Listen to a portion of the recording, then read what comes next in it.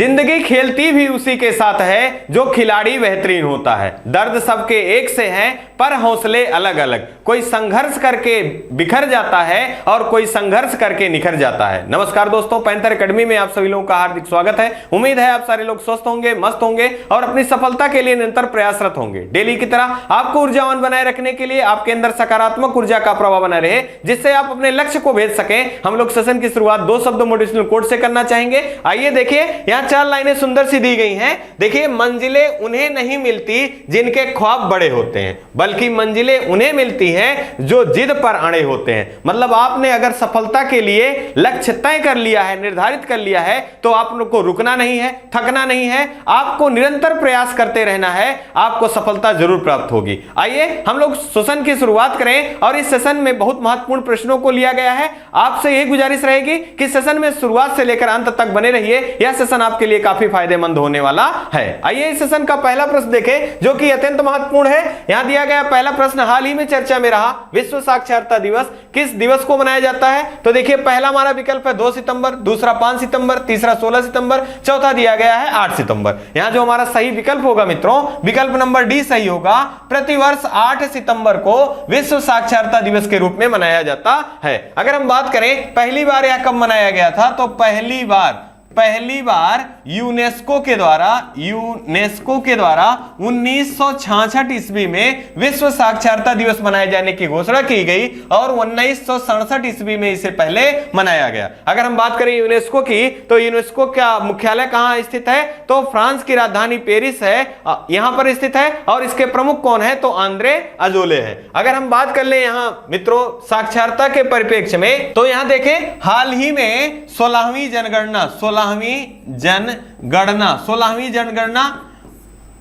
जनगणना से संबंधित महत्वपूर्ण प्रश्न भी आपको याद रखना है। 16वीं जनगणना के आयुक्त कौन है? तो विवेक जोशी जी जो हैं, ये 16वीं जनगणना के आयुक्त हैं। अगर हम बात कर ले यहां इसकी थीम क्या है, तो जन भागीदारी से जन कल्याण। 16वीं जनगणना का थीम जो है जन भागीदारी से जन कल्याण है। अगर हम बात कर लें 15वीं जनगणना के बारे में, यहां से भी प्रश्न पूछा जा रहा है जनगणना। तो 15वीं जनगणना के जो प्रमुख थे ये सी चंद्रमौली जो हैं, ये 15वीं जनगणना के प्रमुख है। अगर हम बात कर ले यहां इसकी थीम क्या थी, तो हमारी जनगणना हमारा भविष्य जो है, ये 15वीं जनगणना का थीम था। अगर हम बात करें मित्रों भारत की साक्षरता दर टोटल कितनी है? तो 73% भारत की साक्षरता दर है। सबसे अधिक कहां है? तो केरल में साक्षरता दर सबसे अधिक है, जबकि बिहार में सबसे कम है। अगर हम बात कर ले यहां अन्य दिवसों से संबंधित जो महत्वपूर्ण प्रश्न है मित्रों, 2 सितंबर को विश्व नारियल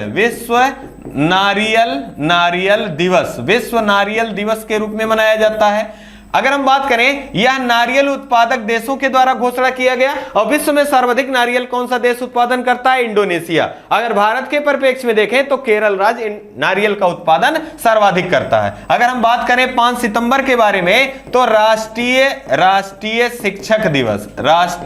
शिक्षक दिवस के रूप में किस दिवस को मनाया जाता है? तो 5 सितंबर को मनाया जाता है। यह किसकी स्मृति में मनाया जाता है? तो डॉक्टर सर्वपल्ली राधाकृष्णन जी की स्मृति में मनाया जाता है। सबसे पहले बार कब मनाया गया? 1962 ईस्वी में पहली बार मनाया गया। और हाल ही में राष्ट्रपति महोदया के द्वारा भारत के 46 शिक्षकों को राष्ट्रीय शिक्षक पुरस्कार से भी सम्मानित किया गया। आपको यह बिंदु भी याद रखना है। अगर हम बात करें ही अंतरराष्ट्रीय शिक्षक दिवस किस दिवस को मनाया जाता है? तो 5 अक्टूबर को अंतरराष्ट्रीय शिक्षक दिवस के रूप में मनाया जाता है। अगर हम ये बात कर लें 16 सितंबर के बारे में, तो विश्व ओजोन संरक्षण दिवस के रूप में किसे मनाया जाता है? तो 16 सितंबर को मनाया जाता है। अगर हम बात कर लें ही 14 सितंबर के बारे में मित्रों, तो राष्ट्रीय हिंदी दिवस के रूप में कौन सा दिवस मनाया जाता है?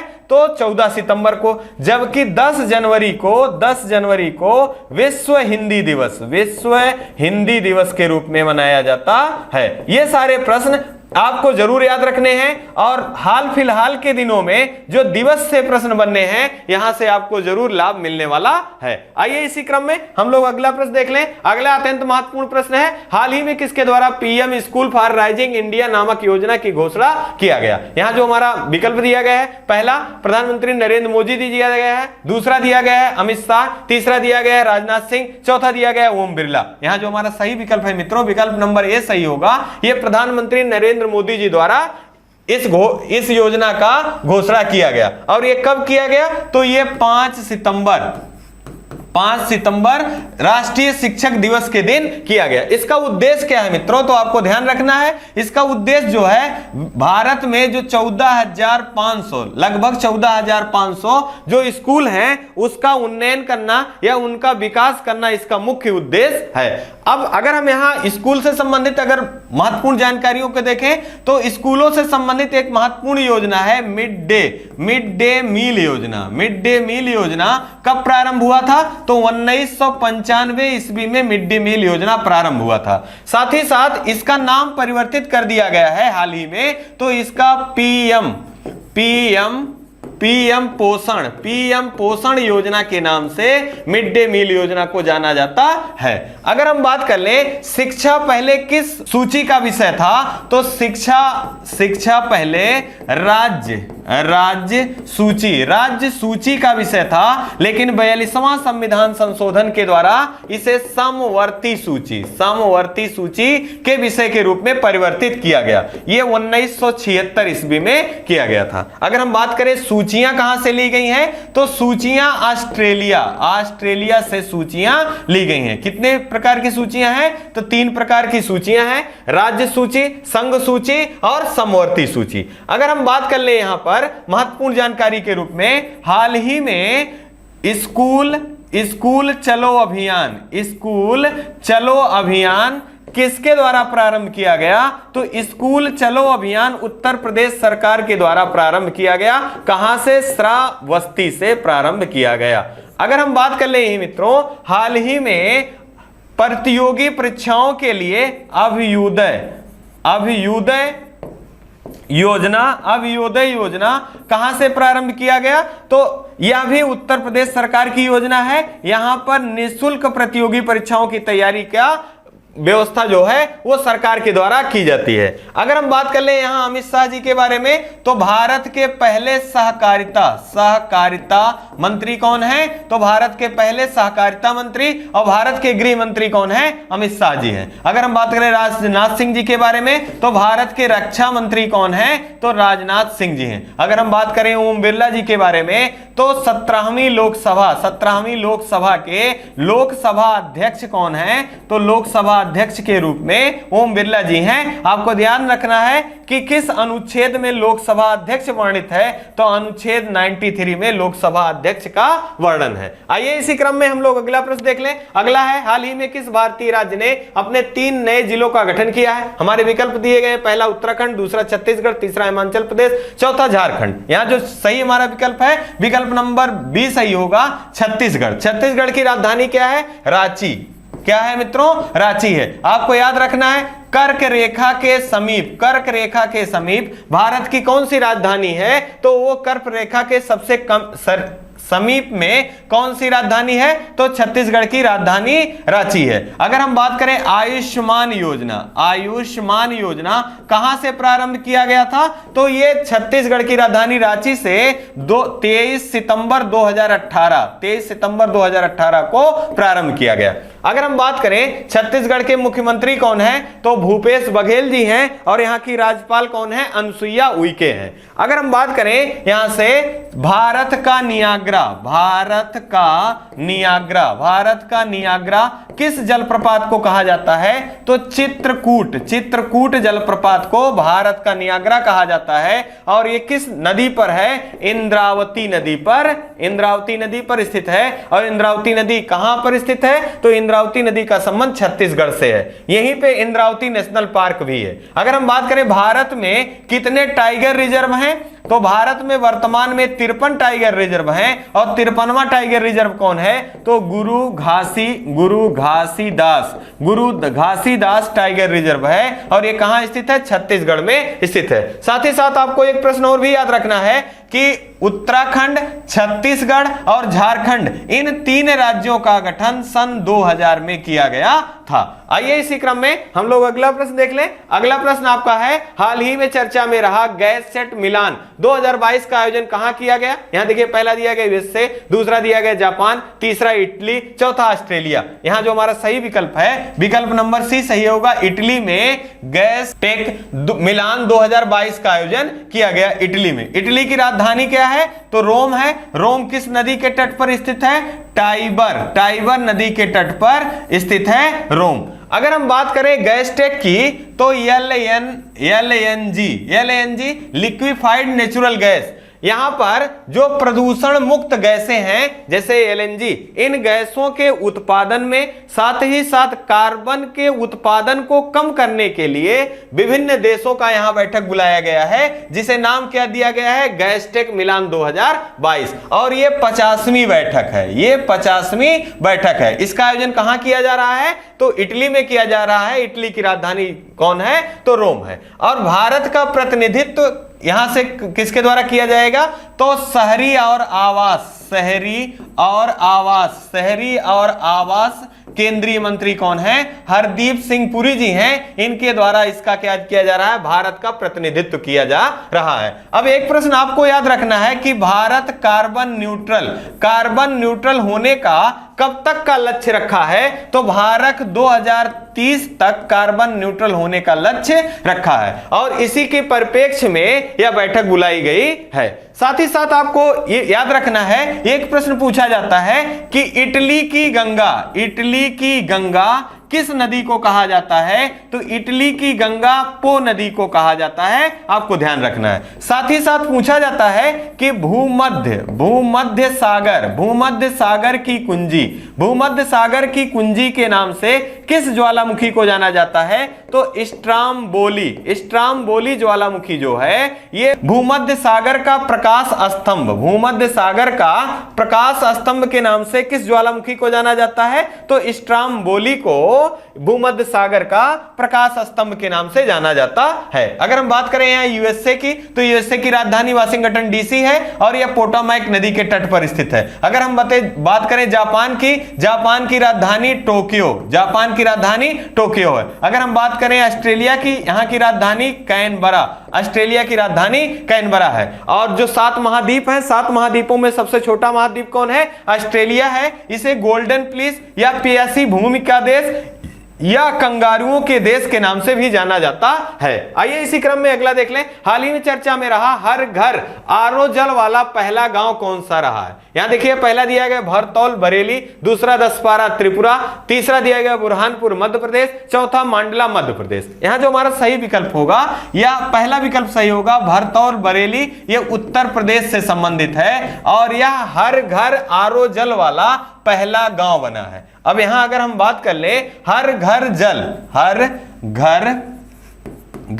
जल, ये किस मिशन के या किस योजना के द्वारा प्रतिपादित किया जा रहा है? तो जल शक्ति मंत्रालय के द्वारा प्रतिपादित किया जा रहा है, और इसका लक्ष्य कब तक का है? 2024 तक हर घर जल योजना का लक्ष्य रखा गया है भारत के द्वारा। अगर हम बात करें यहां पर उत्तर प्रदेश से संबंधित कुछ महत्वपूर्ण जानकारियों के रूप में, यहां विकल्प में देखिए दिया गया है दसपारा त्रिपुरा। तो हाल ही में हम लोगों ने पढ़ा है कि भारत का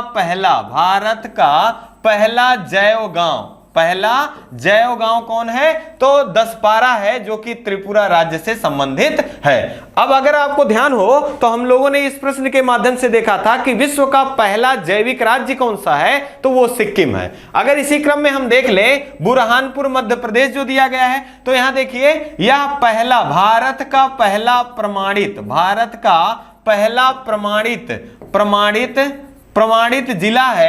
प्रमाणित जिला है हर घर जल वाला। आपसे प्रश्न पूछा जाए कि भारत का पहला हर घर जल प्रमाणित जिला कौन है? तो ये बुरहानपुर है मध्य प्रदेश का। अगर हम बात करें कार्यात्मक साक्षरता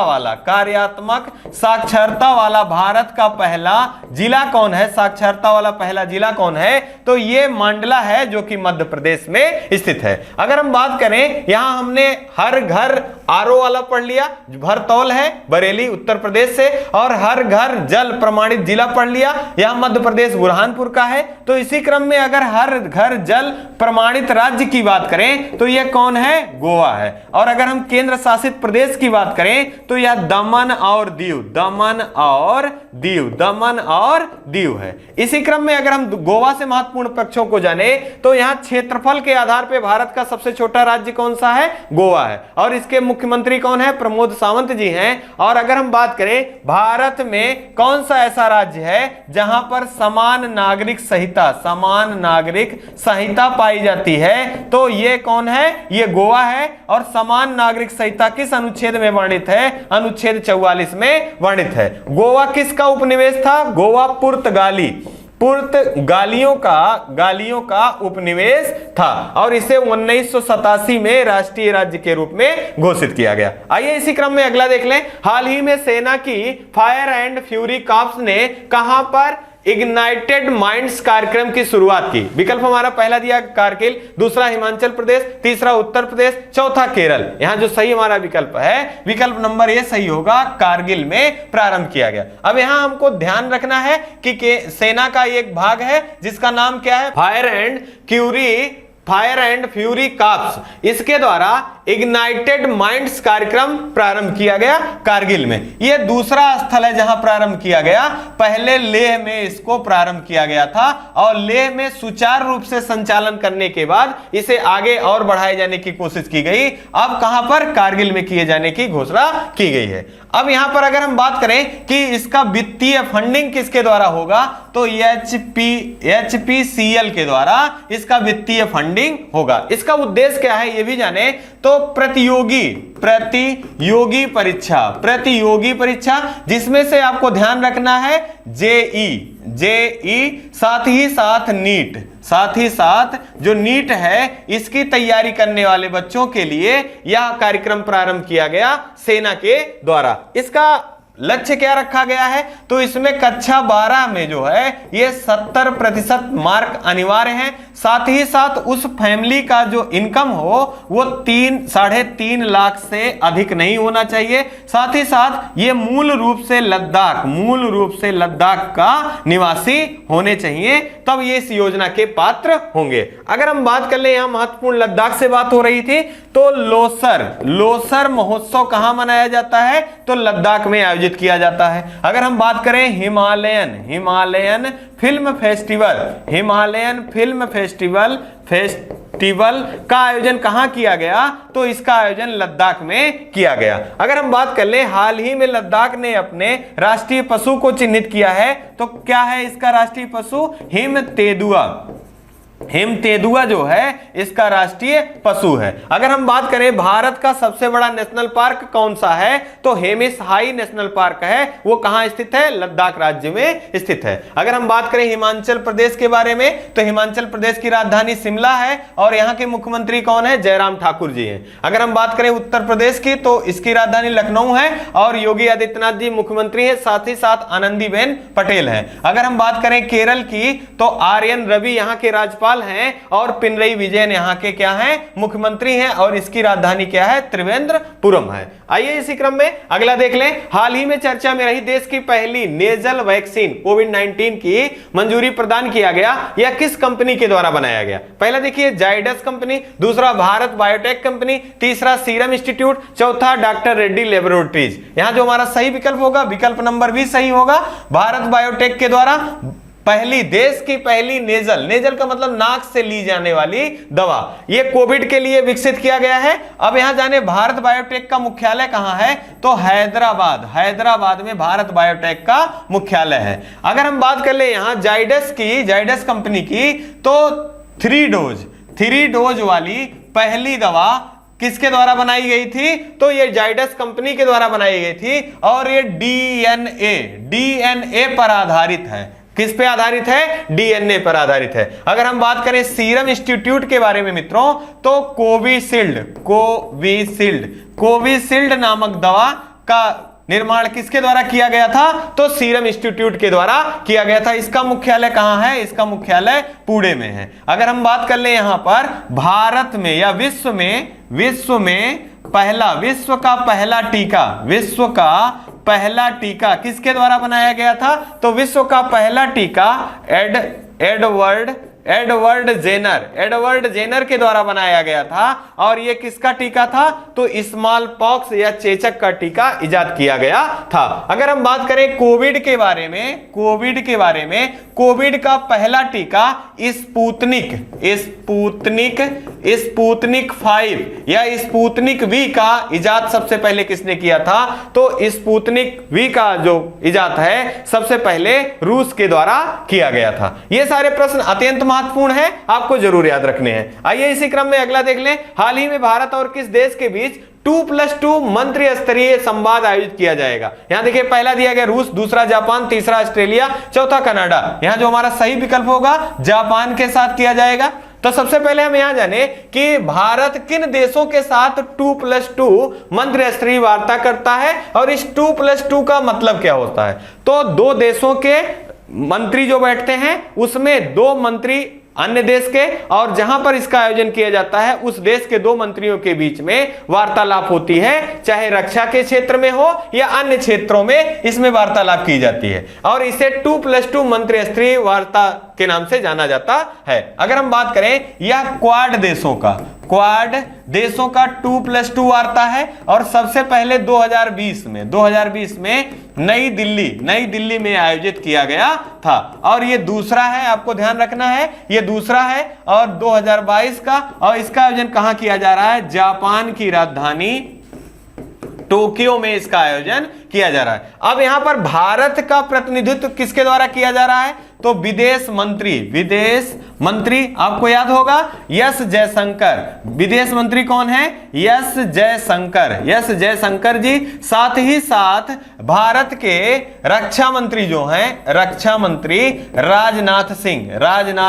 राजनाथ सिंह जी द्वारा इसमें प्रतिभाग किया गया है। अगर हम बात करें यहां पर क्वाड देशों के संबंधित एक महत्वपूर्ण प्रश्न आपको याद रखना है मित्रों कि ये क्वाड देश कौन कौन से हैं? तो आपको जापान, यूएसए, ऑस्ट्रेलिया, ये क्वाड देशों की, और भारत, ये क्वाड देशों में आते हैं और इन्हीं के बीच में 2+2 मंत्री स्तरीय वार्ता का आयोजन किया जाता है। लेकिन एक प्रश्न और भी याद रखिए कि एक क्वाड देशों से अलग कौन सा देश है जिससे भारत 2+2 वार्ता करता है? तो वह रूस के साथ करता है। किसके साथ करता है? रूस के साथ करता है। इसी तरह से आपको याद रखना है I2U2, आपको याद होगा I2 यहां पर इंडिया और इजराइल है, और U2 जो है ये आपका यूएसए और आपका USA और UAE। I2 में इंडिया और इजराइल।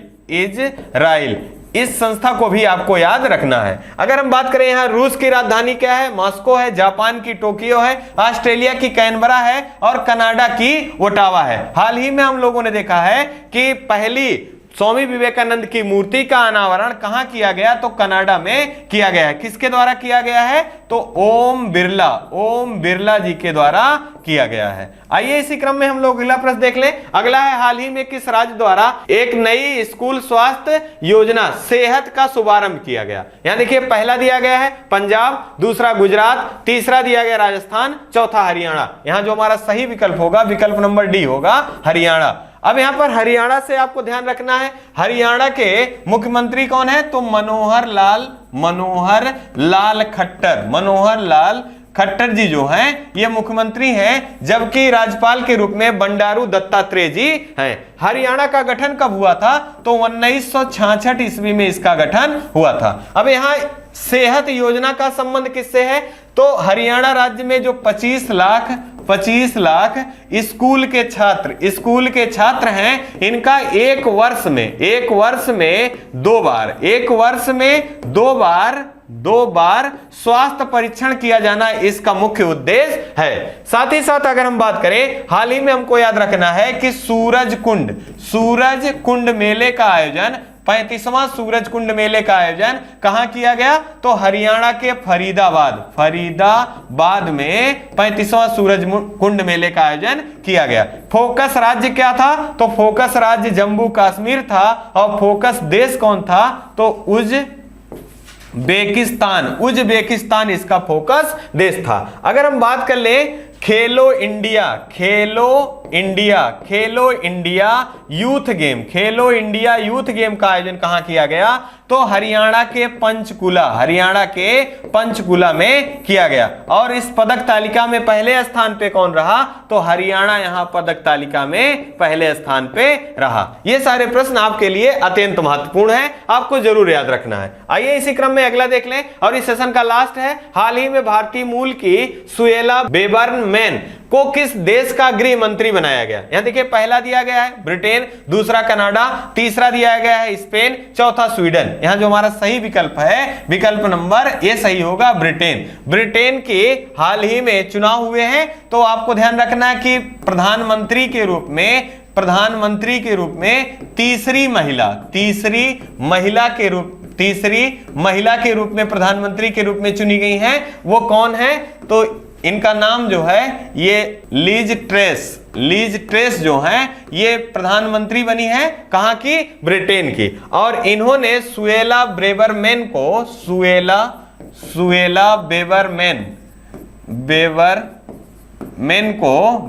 को क्या बनाया है? गृह मंत्री के रूप में नियुक्त किया है। साथ ही साथ अगर हम यहां से कुछ अन्य महत्वपूर्ण जानकारियों को देखें तो इनके लीज ट्रेस से पहले यहां के प्रधानमंत्री कौन थे? तो बोरिस जॉनसन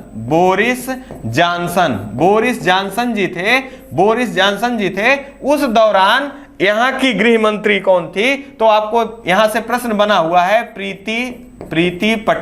प्रीति पटेल जो थी यहां की गृह मंत्री थी।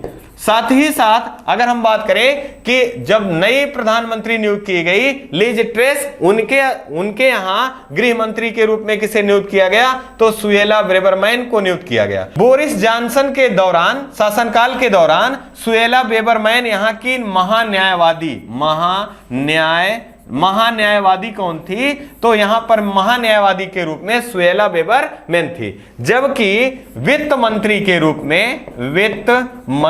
रूप में जिनका हाल फिलहाल में काफी चर्चा में रहा कि ब्रिटेन के प्रधानमंत्री के रूप में चुने जाने वाले हैं ऋषि सुनक जो हैं ये यहां के वित्त मंत्री थे। ये सारे प्रश्न आपको पूछे जा सकते हैं। अगर आपसे पूछा जाए कि बोरिस जॉनसन के समय ब्रिटेन की गृह मंत्री कौन थी? तो प्रीति पटेल थी। साथ ही साथ उस दौरान महान्यायवादी कौन थी? तो यहां पर महान्यायवादी सुएला बेबरमैन थी। और वित्त मंत्री कौन थे? तो ऋषि सुनक थे। अब वर्तमान में यहां की प्रधानमंत्री कौन है? तो लीज ट्रेस है। और यहां की गृह मंत्री किसे बनाया गया? जो पहले महान्यायवादी थी उन्हें अब क्या बनाया गया है? गृह मंत्री बनाया गया है। इसी क्रम में ये 10 प्रश्नों की सीरीज यही समाप्त हो रही है। और अंत में आपसे यही कहना चाहेंगे कि आप अपना और अपने परिवार का खूब ढेर सारा ख्याल रखिए, स्वस्थ रहिए, मस्त रहिए और चैनल को लाइक, शेयर, कमेंट करना ना भूलें। आप अपना, अपने परिवार का खूब ध्यान रखें। जय हिंद, जय भारत।